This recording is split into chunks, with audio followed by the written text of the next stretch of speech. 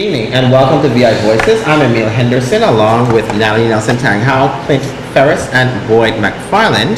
We are here yet for another episode as we bring to you candidates who are running for the 30th legislature. Tonight is no different. We have with us Senators Nellie Rivera-Riley and Ronald Russell. As you know, we have our Rock Your Voice campaign where we're trying to encourage people to go out, become informed, and go out and vote as though your life depends on it. Why? Because it does. And so we're here at VI Voices of trying to make sure that message gets out.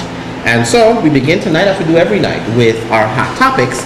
And one of the hottest topics, hot off the press, is the PSC's decision tonight to raise our LEAC rate by 25% beginning October 1st, 2012. But here's the best part of this whole thing. They're going to give WAPA the opportunity, 30 days, to bring the proof as to why it's necessary to raise it 25%. So in other words, they've raised it without knowing whether or not it should even be raised. What are your thoughts? Hey.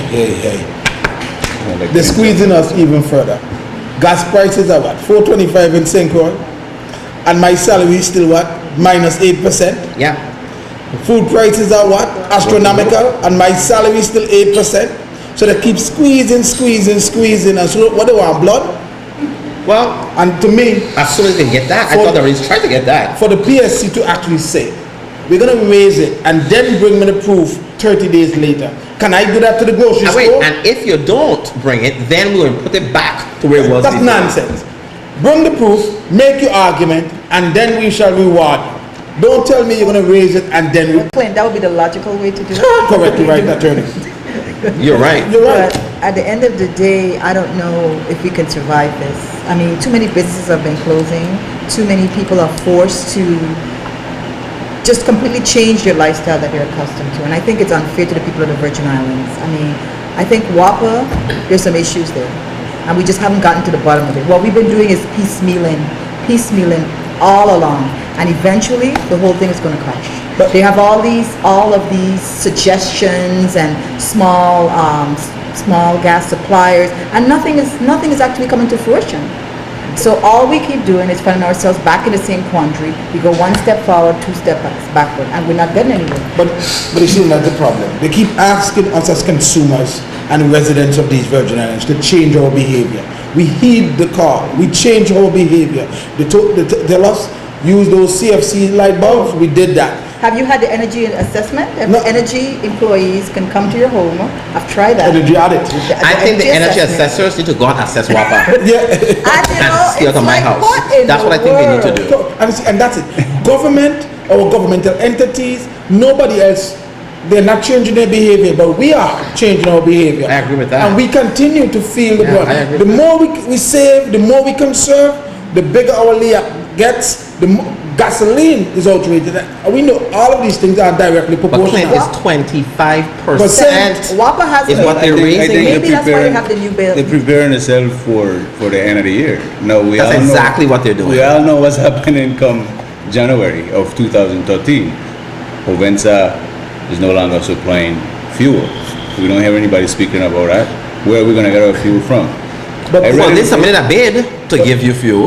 But you see, as a good consumer, my concern the same people who are allegedly in refining oil. Just like when you tell me I have to do X, Y, and Z, WAPA should be doing all of these things and be presenting all of that to whether the PSC or to the community, let them know this is the steps that we're taking to procure oil to continue this. And along with procuring oil, these are the things we're going to do to make a new plant and diversify. In all fairness to WAPA, that's a very aged plant. It is. But you know what, Natalie, I don't buy that anymore. Because you know why I don't buy that anymore? Because we've been telling everybody it's an age plant. We know that. Well, what are you going to do to not make it age? And nobody has put forth a plan really as to what they're going to do. But for all the big stuff about Mr. Hodge and all the money that he's making, I don't see you producing your worth as to what you plan to do. And that's the problem.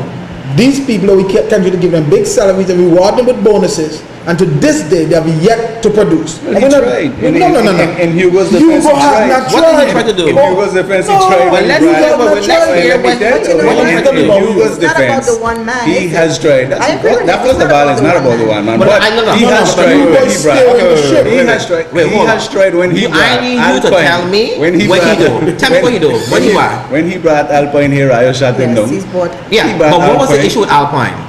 They had never even had a power plant. No, No, but you see, come with he something tried. else. That's not He trying. tried. Hey, see, I'm gonna say this. Hugo, we say Hugo is one man. Hugo is the leader of the ship. But he's the He one man is the- making $300,000. But he's the captain.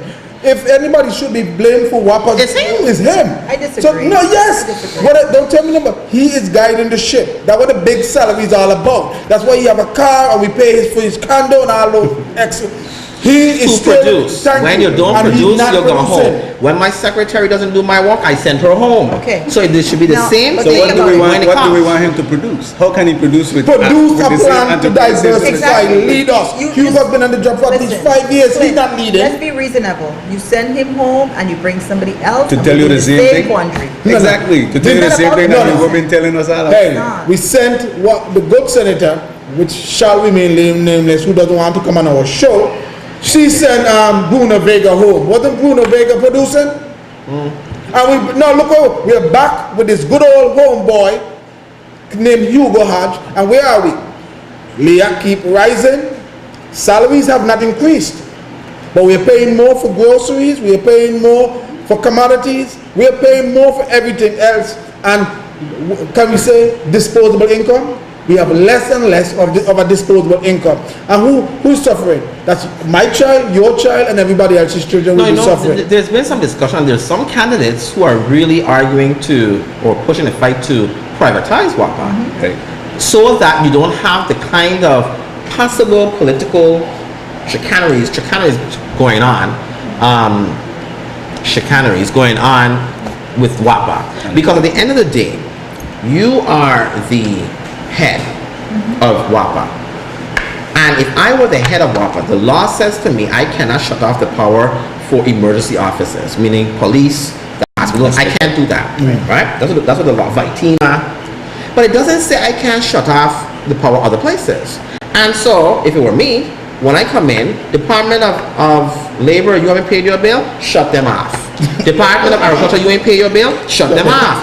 Who ain't pay their bill will be shut off until you can pay your bill. Because when What's the you at difference, your though? Because house, when you at your house don't pay a your resident bill, doesn't your pay, light gets you shut come home off. and you know what? You might just have forgotten, but it's gone. It's shut off. And then they charge you Gotta keep $25 if you're on the list. No, 25 if you're on the list. And then, To then you have to pay to reconnect. Right. Competition is good. Public-private partnership with terms of WAPA, I have no problem with that. I'm not going to shy away. I don't Right. believe it's to the detriment of the Virgin if we have a public-private partnership with WAPA. We definitely have to exercise. But will they some be due able to be diligence. comfortable? Because remember, there's a WAPA board that's appointed by the governor. Okay?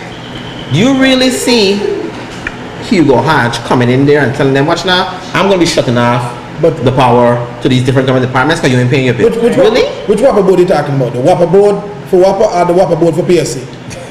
no, come on, let's get it fair. Because you see, WAPA has Are they two one and the boards. same? Obviously. Okay, do not confuse our viewing Well, audience. let's No, wait. see, like the PSC Let's be is right. the WAPA Let's not board. confuse the viewers. Don't not Please confuse explain the viewers. for the viewers so they can educate them in real life what the PSC is supposed to do. The Public Service Commission, they're supposed to exercise some due diligence in terms of regulating public utility within the Virgin Islands. Right. And transportation falls on in it in terms of the St. John's Ferry. But we're talking public utilities as vital, innovative, and WAPA. Okay. Okay. That's the PSC. Okay. Right there. Now, what does the WAPA board supposed to do? What is their WAPA policy? do set policies for WAPA, for the management and the operation for WAPA. To ensure that we have the best energy efficiency that we can. Correct. And they also do strategic planning and lead the power plant forward. Okay. I'm not seeing none of that. Ultimately, they should lend direction to the board, to executive director. So now explain to our audience, our viewers, why you said which WAPA board I was talking about. Because it seems like the PSC They seem like they're the ones setting policies and procedures for WAPA and not regulating WAPA.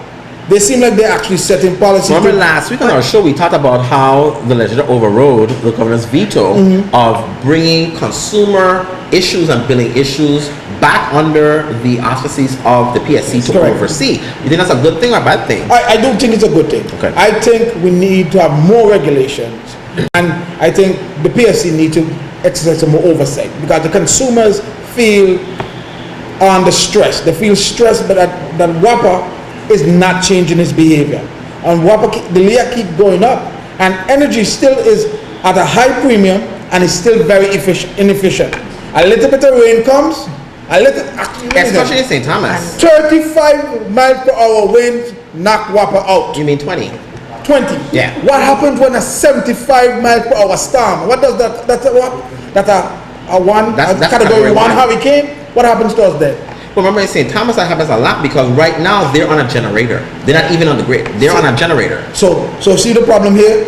Hugo and the board are not exercising leadership in leading us forward. As President Obama said, It's forward. again, it's The governor. Plan. The governor. And Appoints St. the members of Thomas's the board. plan is even worse off than St. Croix's plan. See no problem we have in the Virgin Islands? They continue to use AJ. They continue to use Hugo. They continue to use, Hurricane Hugo. Not to be confused with Senator Hansen's Hurricane Hugo. They continue to use that. And they continue to use the fact that we live on an island. They use all those excuses to be inefficient and to give us poor service. I agree with that. I definitely agree with that. Well, that they use as an excuse. Listen, guys, we do have a new WAPA bill with a new look. A new what? New Do look. we see the new look? I need a new price. I don't need a new look. And now you You need a don't see, reduced price. you don't Reduced see price, the absolutely. react as clearly as you did. You're not glaring at you? They're not clear. Yeah. Like here's the problem I have, which kind of upsets me. You get your WAPA bill, your consumption, $42.53. Your LIAC, $287. Oh, yes. So your whole bill, $330 something. I mean, really.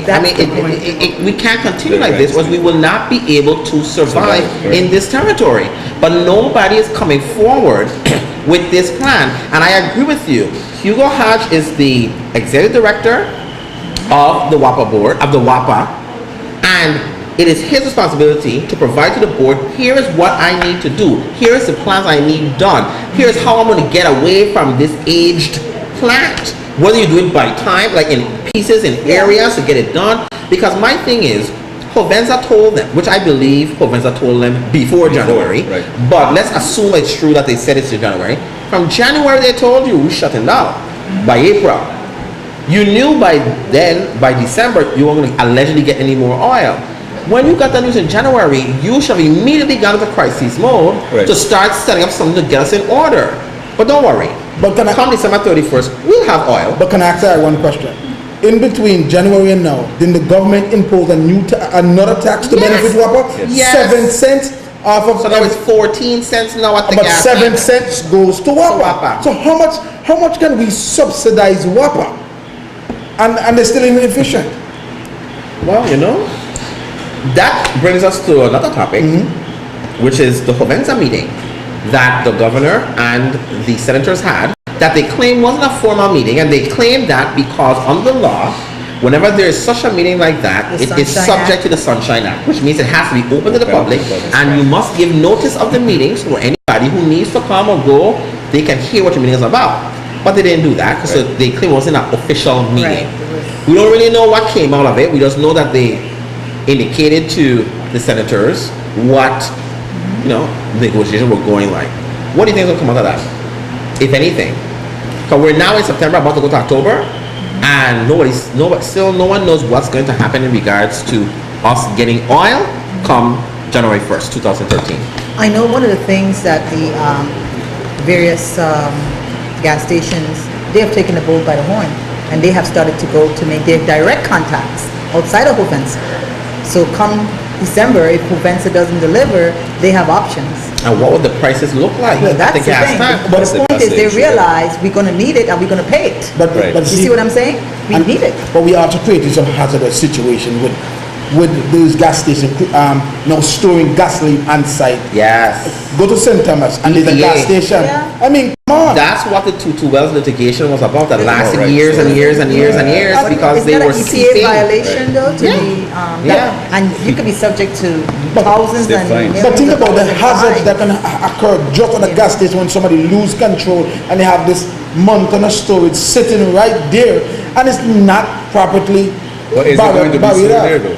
Huh? Is it going to be stored there? There's a I gas. think- Go ahead. No, I was going to say, I think Hovensa is going to be able to store it soon, because we can still be using their rack, according to what I've read. We Right. can still be And using their rack. We can just be using gasoline from somebody else. Right. We're going directly to the Let me- supplier. let me But we say grant, this. but we grant permission to a gas station in St. Thomas to have storage. No, Well, that's PG, what- gas station. I think that we did that to them. That's what's his name. That's not Petros. Petros. Yeah. Is it Petros. Petros. Ali Petros. Yeah. Well, I'll say this. That's what the Tutu Wells litigation was about. The seeping of gas into people's property and in the water wells It's that extremely caused and made risky. people ill. And so I say this: these gas prices keep going up. I'm going to have the strongest calves because I'm not going to drive. I'm going to ride bike. But this You week, ride bike? this week I think My it office is dropped. 3 minutes away from my house. It I could dropped. just zoom down the highway and get into town. Guys, it did drop by Everybody's being about shit. 5 or 7 cents. 7 cents a 7 gallon. cents, Yeah, but we right? won't So see it did till drop. next month. Yeah, we'll see next I'm sure month. it takes From forever. It takes 7.25 forever to to go 7. down. Yes. So from 7.25 to 7.18, it's still about $4. Yeah. And gasoline is what? About $93. Oil is $81. a barrel. Yeah. So And it was lower then. It was lower back then when it was $81. The prices were. Now it's not. It's still at $4, $4 and $3. change. But it was like two something when it was $81. Right now. So help me out. But we'll see what happens. But when we return, we will have Senator Nellie Rivera O'Reilly on the show. We have lots of questions for her. We'll be back in a moment.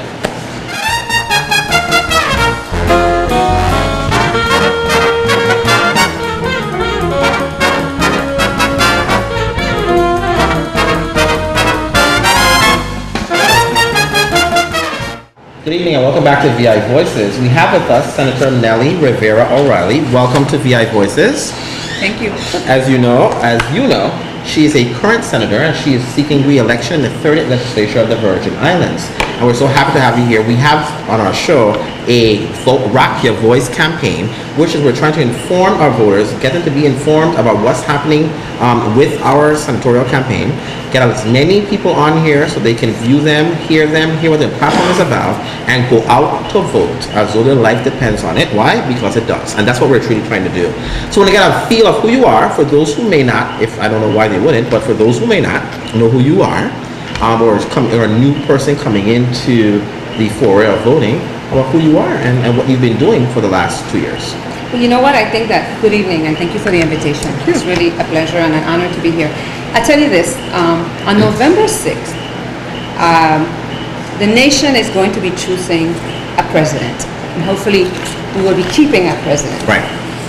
The nation will be selecting senators and congressmen, and at the territory level, we will be electing senators. And so, regardless of who you vote for, it's critical that you go out to vote and that you exercise that very important right that all of us take for granted.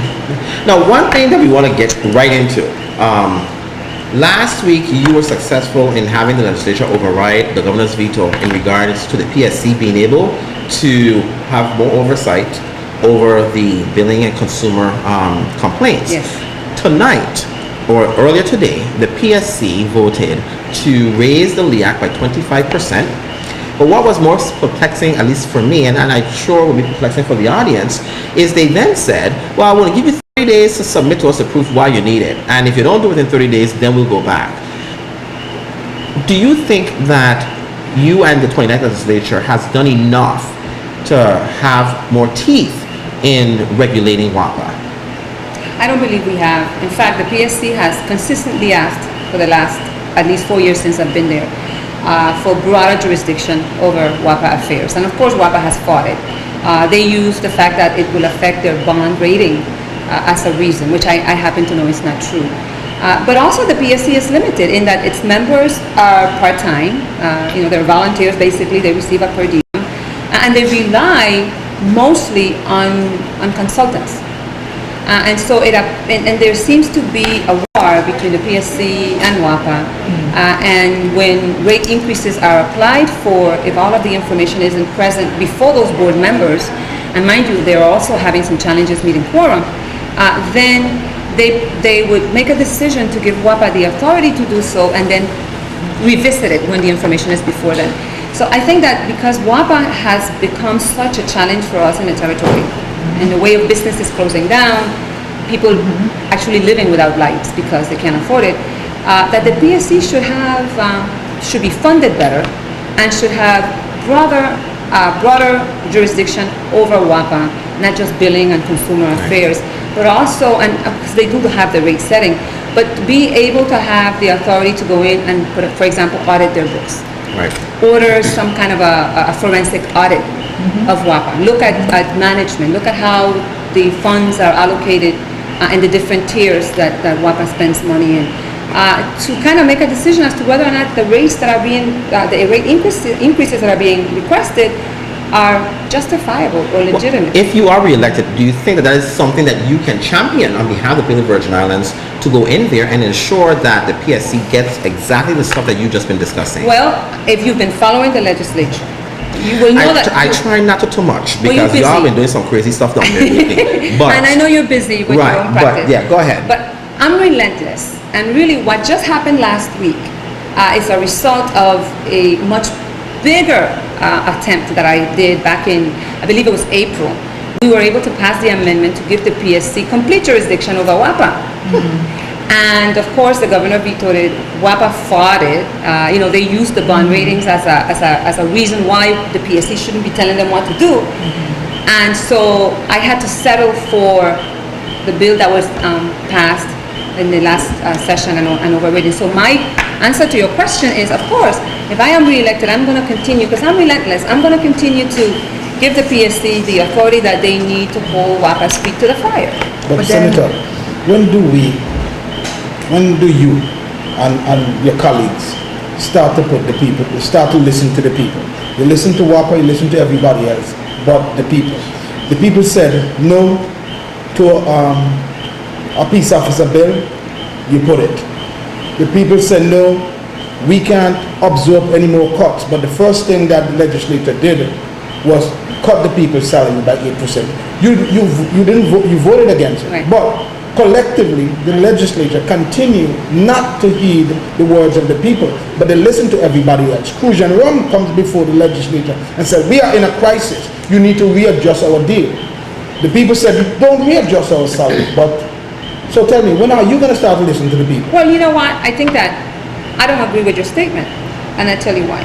When you make a statement, you need to look at the totality of the issue and the context in which you're making that statement. As community activists, and I think all of us consider ourselves to be community activists, we have a responsibility and we have a choice. We can either create and encourage, or we can criticize and contaminate. I think that we would all be better served if we were to create and encourage. And when you say the legislature doesn't listen to the people, I disagree. Maybe some senators didn't listen to the people, but I think in the totality of the issue, there have been instances when the legislature has acted because the people have spoken. I didn't support the 8% salary reduction. I have never supported borrowing, with the exception of the last time when I voted in support of the $10 million because it was going to help the Workers' Compensation Fund. I haven't supported the increase of taxes. Why? Because I know that when you increase taxes on small businesses, you and I, all of us who are consumers, are actually going to pay for it. So to answer your question, Clint, and I hear your frustration, and people are right to be frustrated. Sometimes we have to make decisions not solely on what the people are saying, but on the information that's before us. And sometimes when we make decisions, we have to think forward. How is this decision going to impact? How is it going to impact us in 5 years, in 10 years? But in saying that, let me ask you, you voted for the peace officer bill. Absolutely, I did. I voted for it. Why do you think that we need that in the territory? Well, if you follow my record, I did not support it on 2 occasions. In 2010, it was considered. I voted against it. In 2011, I'm a member of the committee. I supported the motion to table it. I am a mother of 2 young men who are afraid to go into town because they're afraid for their life. I would not have supported the bill in its original state because I believe that it was too broad. But I had a hand in the amendment. I wanted to make sure that if we gave federal agents peace officer status, that it would be done in a way that still provided some control mechanisms for us, so that they would be required to go through training, cultural sensitivity and competency training, so that they would be reporting to the legislature after the first 6 months to make sure that the legislation actually does what it's supposed to do. Who's going to provide that cultural sensitivity training to them? The Commissioner of VIPD and the Division of Personnel. And there are people out here that know how to put these trainings together. I have participated in them, and you are a labor attorney, so you know that these trainings exist. But you know what? If giving federal agents peace officer status makes our people, the residents of this territory, feel safer, if it encourages them to leave their home and go eat downtown, if it encourages them to be active in the community because they're not afraid anymore, then we've done something good. And is it a perception or is it reality? No, well, you know what? You're right. Is it going to be really safe or is it a perception? We don't know. It will be tested. But I tell you what, how many of us here were aware that federal agents didn't have peace officer status until we heard about the gentleman who shot the person in St. Thomas? It was that very issue that brought the entire peace officer discussion to the forefront.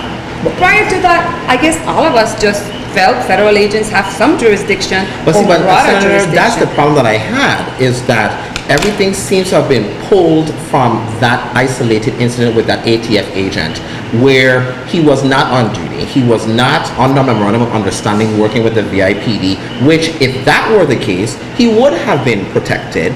It was a simple person coming out, seeing an issue, and for me it was kind of like, well, what precluded you from picking up your phone and calling the police department and saying, listen, this is happening here, I need for you to come here? It was almost as if we were reactive. What I would say is, to tell you the truth, the peace officer status bill doesn't make me feel safer. What will make me feel safer is ensuring that our borders are protected, ensuring that the people who need to ensure what's coming into our territory is there to see it. One of the issues I've said on this show before is I can go to Texas and I can buy 10 automatic weapons. Come to the airport, declare all 10. Come here, give away 9, and only go to the police department with 1.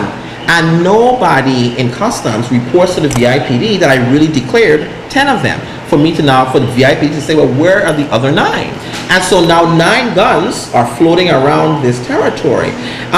Do you see it as something that needed to be done prior to this, and probably can still be done, for the senators to get with our delegate, whomever that may be, come November, to get proper border control in our territory? Well, I tell you that the reason why I didn't support the peace officer status before was because I felt that the federal agents already had jurisdiction over our waters, and and that the guns and that the drugs were still coming into the territory.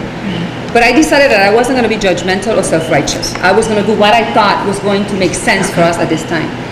But a few months ago, and maybe it was last year, not early this year, but time is just kind of, escapes me now.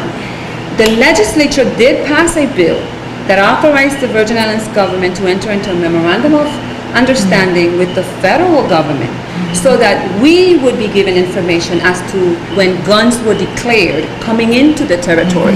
So that has already been done. And as a result of the information that is being shared, we read in the newspaper, I think a week ago, that there were some guns that were confiscated that came in through the airport.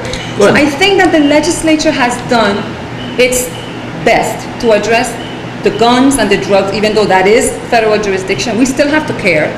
And I'm not going to, because those feds aren't doing their job, I am not going to simply not do anything locally to try to help my constituents feel safer, even if you don't feel safe. But Senator, again, see, you just said that, and see, I come back to the point that I feel the legislature has not exercised due diligence. You give policing powers now to the peace officers. What about expanding the policing powers and the resources of DLCA so they can have more officers on the ground working on behalf of the consumers. I'm not seeing that. No. So we have a challenge there, that the legislature, and maybe a perception, that the legislature only goes after things, the low-hanging fruit, and deal with things that don't really affect the quality of life of the people, but affect maybe I don't know what it affects, but it doesn't affect my life and increase and the betterment of the life of fellow Virgin Islanders, because we still have a high crime. People are being shot down. Water that young man who passed away just a few days ago. So things are still occurring, and we are not seeing the quality of life getting better for Virgin Islanders. It's getting worse.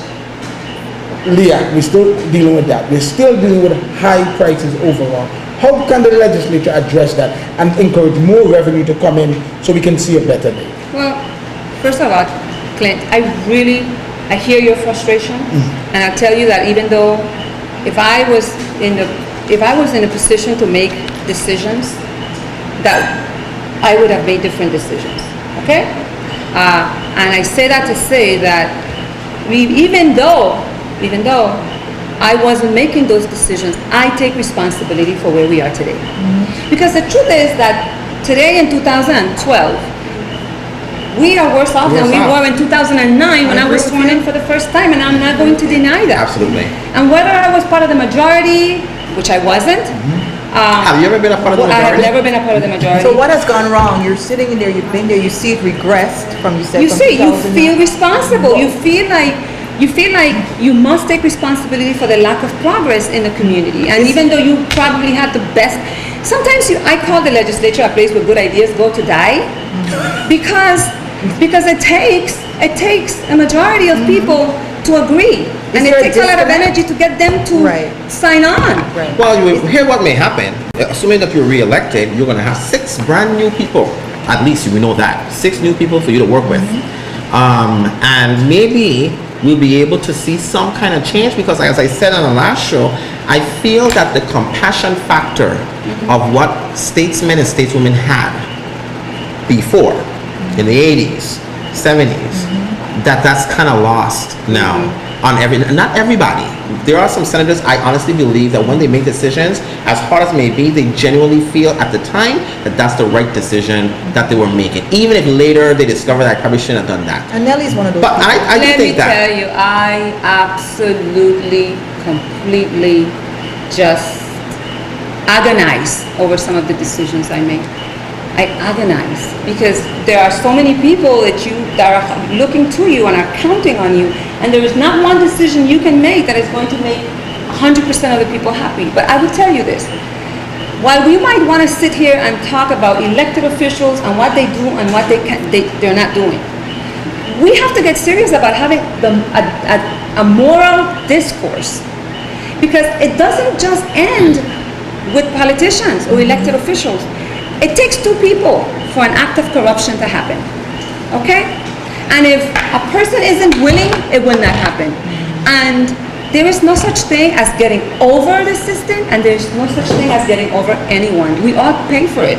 And so I'm an elected official, and I'm really thankful that people have given me the opportunity to serve them. But sitting where I sit, I see where corruption happens, and sometimes it has absolutely nothing to do with elected officials. Because for the most part, people are more interested in preserving the status quo, in protecting their financial interest, than to stand up for change, especially if change means that their pocketbook will be affected. And that includes constituents. And so we have to have that moral discourse. Well, we're out of time. Actually, the 15 minutes goes by like really quickly. And so I thank you for coming on. What is your number on the ballot? My number is number 8. Number 8 on the ballot. And you know, you started that conversation about moral discourse, and I was going to ask a different question, but then that means you will still be here running to somebody else's time. And so I'm going to leave that one alone. But what I will do is I will ask that you come back on a subsequent show so we could talk some more about a lot of these issues. Thank you so much for coming on. Thank you so much, guys. Good night. Thank you. We'll be back in a moment. Thank you.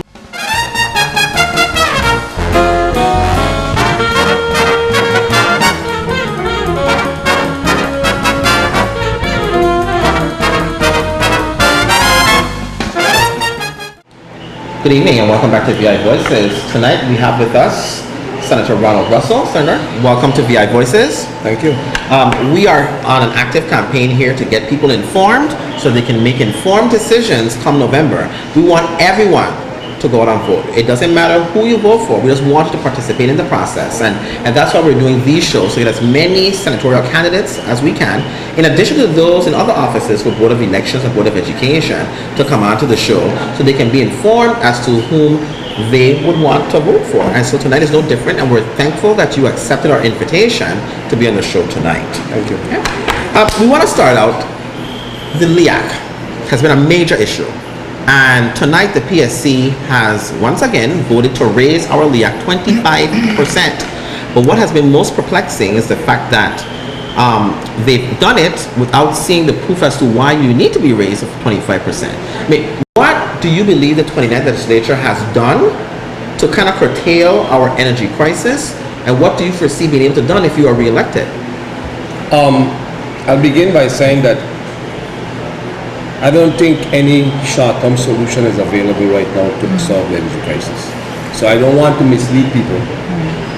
Back in 2007, I had what they call a WAPA Consumer Rescue Act. We had money. If we had acted then, with an infusion of capital, we could have staved off what's happening now. What's happening now with the closing of Hovenza and the changing of the dynamic for fuel for WAPA, and the fact that we have not moved away from fossil fuel, it's not an easy problem to solve. What the 29th legislature did was to provide a revenue stream to help WAPA with its refurbishing, with its repairs. Yeah, but on the backs of the people. And what I'm trying to figure out, and I think what the audience wants to kind of get a feel is, and you all can correct me if I am wrong, but I'm going to tell you how I felt about it and when I hear other people. It's almost as if within this 20th legislature, everything has been balanced on the backs of regular people. Their salary has been cut.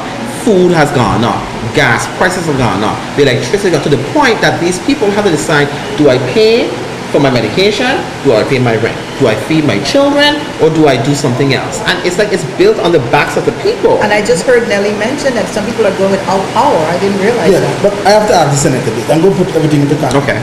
But didn't this energy crisis begin when the senator was in the legislature in 2002 at the start of the Iraq war? Well, he's here, ask him. But didn't this only begin about 10 years It ago? began before that.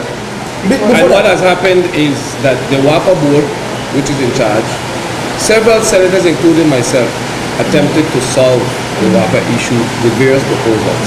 At the time I was in the minority, I was a minority leader, okay? We envisioned what we are having right now. The backs of the people. Our economy is based on the backs of the people, except for tourism. We don't manufacture, we don't export. This is a reality. Not that I created it or I'm saying it in negative to anything. This is the reality.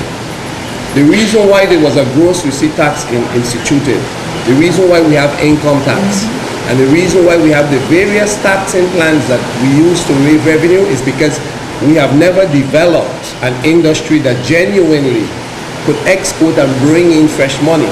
We rely on tourism. So, the backs of the people, it's very unfortunate because some of us have come up with plans and we've never really been able to advocate it. The people don't buy into it, and you're left with what we have now. I don't believe in a gross receipt tax, but it's something that we had to do to keep people employed in government. But that also kills small business. It hurts small business. It kills it. Have you been to Frederickstead? There are no businesses in Frederickstead. So my point is, it went from a whole 1% jump in addition to other things. It don't kill small businesses. But because I was the one who sponsored the legislation to raise the threshold. Right. And so if to you're 9,500. 9,000, but I'm talking about the annual threshold. The annual threshold is much higher now. Okay? And that annual threshold says that if you're a small business and you don't make $250,000 or $300,000, you don't pay no gross receipt tax. The tax was adjusted because we knew that it was regressive. And Senator Hill and I sponsored it because we know it's a problem. But what we did was adjusted the monthly threshold to 9, but the annual threshold is the key one here, because if as a business, you're in business now, you set 2 cases, and you're under the threshold, you don't pay taxes. So there's a balance that came out, and I don't want to diminish the fact that the gross receipt increase was not good. Right. It's not good. Because it wasn't. The 8%, it wasn't good. Okay? But who is the major employer of this territory? How do people get money to pay for their family and for their light bill and for their mortgage? The government is the major employer. Senator, I want to know this. What you misspoke. You're now going to be there for what? 4 terms or is 3? This, if I win again, which I believe I will win, because I think I did a good job in the 29th, leading the 29th, I going to be my 5th term. You're going to be a 5th term. Right. So, on 3 previous occasions, weren't you in the majority? In No. 2002, you weren't in the majority? In 2002, I was in the majority. This legislature in the majority. I'm the twice. president. Correct. Right.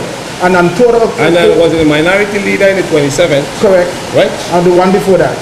When you got 26. re-elected in 2004. 26 had a majority that switched. But I was in partial majority, then minority, and then we switched. On 3 occasions, you happen to have been in the majority. You happen to have been involved in the playmaker. Sure. And we're still struggling with some of our crises to this day. Because as what I told you, the crises don't settle by the peace officer. Here you guys discussing. Yes. Okay. The crisis of crime, the crisis of the hospitals, the CMS is here now. Okay. We got crisis in the territory. Yeah, but But where's the go past. leadership for that crisis? Isn't that what we elected you for, to bring the leadership to That's bear? what we brought. Yeah. But no, I haven't gotten leadership Wait. because Don't mix the two branches. We set policy. The leader of the executive branch implements. If the leadership of the executive branch don't want to implement something or don't have the money, that's a whole different thing. we're Don't not mix it. talking about the leader of the executive branch. We're talking about exercising leadership within the legislative branch and leadership, because you are elected by the people to do the people's Then let me business. answer you. And They with the took leadership to do the 8% to avoid 2,500 people being laid off. But they still Wait, were. no, they weren't laid off in 2011. Yeah, but they still were. No, wait. We still lost The people. 8%, we restore it now. The 8% was done to avoid in January of 2011, 25 people going home. 2,500 100. people. Nobody was laid off in 2011. In January what year? 2011. No, in January 2011, people were laid off. No. Yeah, Senator In Russell. January 2012, they were laid off. No. In that very same No, year. January different 2012. December December- 2011. But see, he's correct. missing word. No. No, because think about it. December 2011, we started to send home the first set of people That's what I thought. December Let me- 2011. Could I give you the facts and then we could get past it? We came in, I was sworn in. The governor's first state territory message was to lay off a bunch of people in March. Right. We then met and avoided that. And we thought that the projections would give us a different revenue projection. And in the end of 2011, the revenue projection was dropping, Provenza, all of those things. The reality is that people were laid off in 2012. The 8% was meant to save 2011, and it did. It's being restored. We restored it in the recent budget, and people will get back the 8%. The reality is that the crises we faced required the type of leadership that I brought, and you may not accept it and realize it. But what we did, when you talk about override, when you talk about the policies that we differ with the governor, please review what we Let did. me ask you this. Not just talk with the radio. Yeah, show let stuff. me ask you this question. Yeah. And I'm going to come off of that issue Right. only because there's a Okay. pending lawsuit, and still before the district court with that Vaisa. So I don't want you talking too much. A bill recently came out, 431, that the governor sent down to the legislature Right. to preclude the people from getting their money back if a legal right to claim. Sure. Now, it was sent down by the governor, and as Senate President, you could have put it to the side and forced him to do a special session. Why did you put it forward? Okay. And I'm asking you that question Straight because up. that was a lot of concerns that people we got on our Facebook page You will asking know, us about that. You will know that my policy as president is to give everybody in a position that could bring legislation their hearing in the public. I don't make decisions. When Senator Nelson brought the peace officer bill, all of these things have Some. had Huh? Not, I mean, no. The hemp. They talk Oh, the hemp. The hemp, I'm sorry. When Senator Nelson brought the other issues that were controversial, what you have seen, a legislature that's not afraid to bring any controversial issue before to discuss and to bring it to the public and to defeat it when it don't make sense. Okay. So I brought it because I know it'd be defeated because nobody would accept that. Now here's a controversial issue Yeah. that you just discussed, that the legislature is not afraid. Right. The issue regarding moral turpitude. Sure. Very controversial. Nobody deal with it in the legislature. The legislature don't have asked- authority to deal with that. Well, It's the same thing that positive. That's what positive said, but I Come on, disagree. wait. You might disagree. Let me I let me set disagree. it very straight. Yeah. If we get in the playing field to interpret the law and then act on it, we are infringing on a branch of government that's designed to interpret the law. But Moral turpitude has to be interpreted. it's Wait, let me finish. The legislature, if we start to interpret the law against our own members, not all rules now, all rules we interpret. That's a whole different thing. This is a law. There is a branch of government that when we set policy, and policy is set, and there is no interpretation or definition that's acceptable, it goes to that branch, not to us. When that's decided, we then could act. If there's a violation, we know what to do. If there's no violation, we go But act. at the time that this complaint came up with her, Yeah. whether she was a criminal turpitude or not really was an issue, because there was already legislation that spoke to the fact that, if I remember correctly, that dealt with your right to franchise or your right to be able to vote, which at the time, if I follow her probationary status correctly, she would not have had. But nothing was dealt with it then. In fact, what ended up happening, the legislature went and amended the law to make changes to it. No, I think what has to happen is that either an administrative agency that's quasi-judicial, Board of a Elections. Board of Elections, or a judge needs to declare that somebody has violated a law or the law before we could jump in and say, well, that senator is sitting in violation of law. We got to remove them. If we were to make the judgment, we would be impairing the branch But isn't system. the law that says you all are the ones with the sole authority to determine what your membership remove. would be To and to remove. remove, Yeah. right? Yeah. And so But you gotta remove on a basis. but nothing would have precluded you all from seeking an opinion from the Attorney General, We did. and that on the issue of moral turpitude. We did on the issue of eligibility. I wrote the letter. Well, yeah, but that wasn't the question. The question isn't eligibility. The question is the issue of moral turpitude. No, the question that came up wasn't moral turpitude initially. The question of eligibility that went to the board Right. and that came to us involved local law. When I wrote my letter, I included the entire law, including the moral turpitude, just to say, give us an opinion as to whether this situation violates the law. Let me just say this to you. The emotion and the sense of I support this or I don't support this, when you're leading the institution, you got to be fair. And to be fair to any senator, if we were to interpret a law, not in our rules now, that is codified, and then interpret the law against a senator and then remove them, that would be an injustice Senator to the Russell, system. you mentioned fairness to a senator. What about fairness to the people? No, Wait. hold on. No, you said fairness. Don't jump on your own conclusion. No. You Fairness said fairness. to the people goes to the judge. No. I'm not talking. See, I'm not The talking people about pursue the Senator. judge. No, I'm not talking about Senator Hansen. I'm talking about fairness to the people, that we get the best leadership possible and the best laws to protect us. You said you saw the documentation for the 8%. You've seen this. You've seen that. Where's the case that you have made to the people to justify? Because the only thing we have seen, the LEAC has gone up, gas has gone up, and our salaries are still low, commodities are still high, and you said it, you're being fair to Senator Hansen, so you don't want to do her part, but what about being fair to the people and acting on our behalf? That's what we did. No, man, you ain't have not listening. on our behalf, man. But you ain't listening. I just tell you we saved 2,500 jobs. No, Wait. Sorry. You might disagree. I disagree. Well, you could disagree, but we did that, okay? Well, I have a what question. we did also, and you want to know that too, you want to understand how it operates, what we did with the peace officer status, with the hemp issues, with all of the issues, we brought them to the public with the Constitution.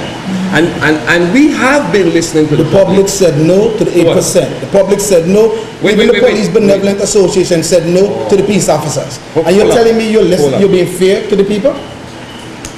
We met with the unions and they say yes.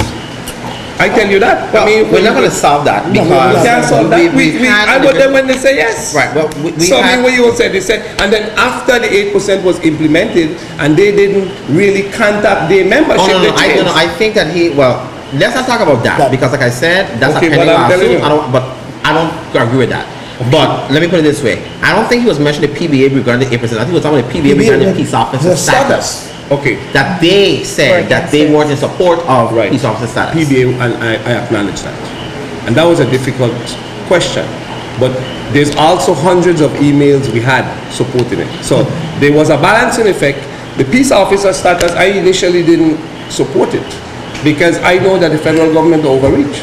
I've seen it. I've done criminal work. But the issue becomes where do you balance the values in the community?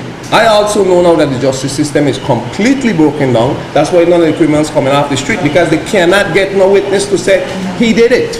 You know why they can't get it? Because everybody afraid. And if you as a leader will see that happening in your community with justice breakdown, you will take a stand. Do you think that the federal government is going to somehow change that because they have a peace officer status? I think what the federal government now has and what we as a community have is a law that gives us the right to demand a certain degree of protection and a certain degree of involvement, and several senators mentioned it. You mentioned the waters. We have to demand it. We can't lay down and say, come and help us. I think you have to put yourself in a position to demand it, and I think we did. And when we demand it, we said we want the same protection that any of the small towns across the nation get when there's criminal activity like what's happening here. Has the governor even signed it yet? He will sign it. I don't know if he He will sign it. Yeah, he didn't. We had a meeting. We had a meeting with the AFT Alcohol, Tobacco and Firearm Director. Let me just say this, okay?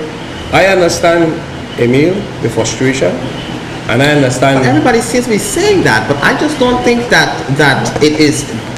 I'll put it this way: you all may feel that in your minds, but I don't believe that what comes out of the legislature shows that there's an understanding of the people's frustration. Right. And that's because you're in there, so I'm looking at what's on the outside. But I would like to know why you said it. Because I hear the complaints. I see the complaints could be. Observations. Okay.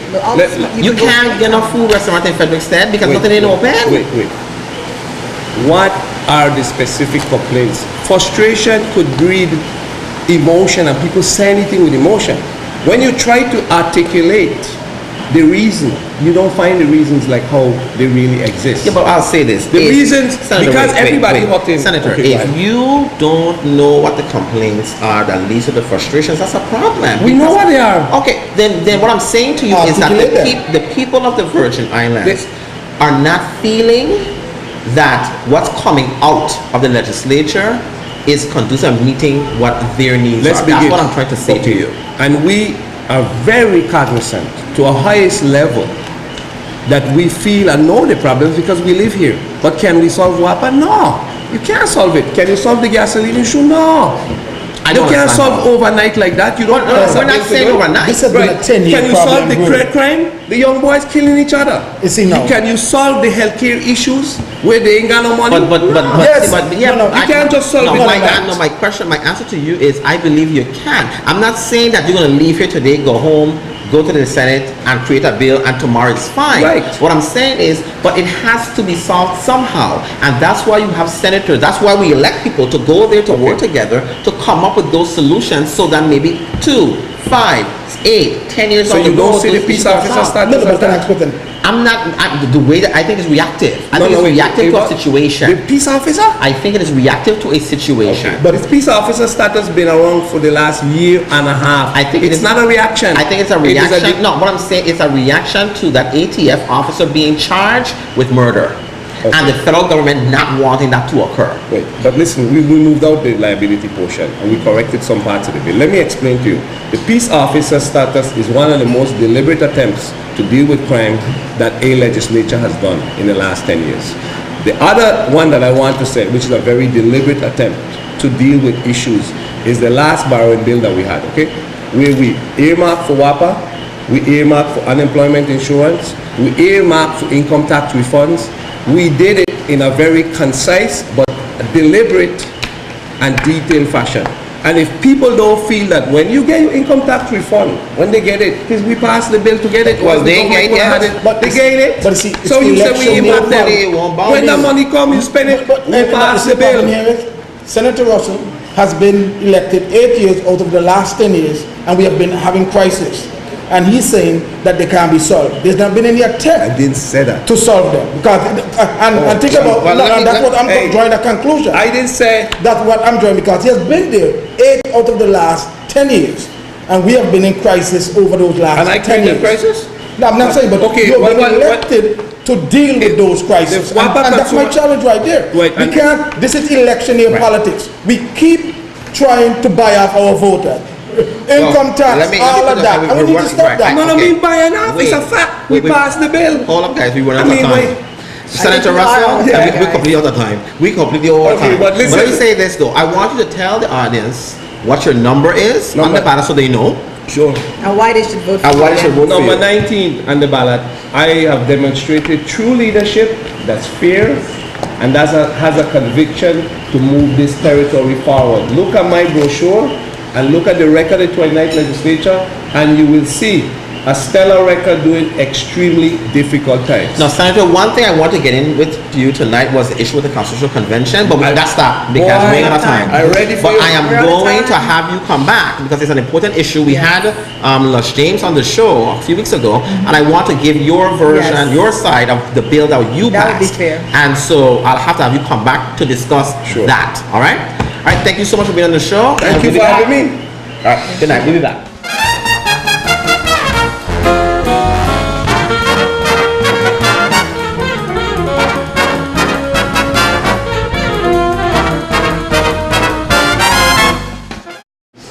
Good evening and welcome back. Well. I don't know what to say I can't get a word out. Can I just say one thing? Facts talk about being fair and balanced. What do we know about facts today? Facts. Have they been fair and balanced to this day? That's all I have to drop I don't myself. want anybody ever accuse me of rooting out anybody again. That's all I'm going to say. I thought so that was good and very informative. Very. I disagree with a lot of things that our last Senator Russell indicated. As you know, I represent the teachers in a pending lawsuit, so I didn't want to go into too much stuff. But I completely disagree with a lot of stuff that he said. I was a little bit surprised that he said that these problems couldn't be fixed. That completely floored me because I'm thinking to myself, then why are you all there if you can't fix the problem? Apparently, it must be taken out of context, but Clint brought it back into perspective when he talked about him being an 8 out of the 10 years. Yes. Okay, you've been 8 out of the 10 years, And and it's things still are involved. steadily going on the decline. So, Yeah. I mean, what's going on? Well, the people are going to have to Is he decide for listening to the people? themselves. How he talked us tonight, I think it appears as though he's like aloof, because I don't think he's really. I don't know. Well, you know, the It appears as though- disconnect trickles down. The disconnect between Yeah, the executive I'm- branch and the legislative branch, and then the legislative branch and the people. It's just a complete disconnect. I'm still not buying that Very whole I can't deal with the moral turpitude thing. He said it, Senator Nelson said it, I don't buy it. Oh, but not only But- that, he supposedly, I heard him on the floor said that he hired counsel or something, some separate counsel to, Yeah, to give well, a definition as to what moral we'll turpitude see, is. We but haven't let's- heard about that And you know again. what though? We have to agree to disagree. Yeah, and we Of will. course. But we want to make sure you all go out and that you all vote. Please. Vote because your life depends on it. Definitely. And you have to do that. Rock your voice and get it out there. And remember, your voice can make a difference. Thank you for being tonight. Good night, everybody. Good night.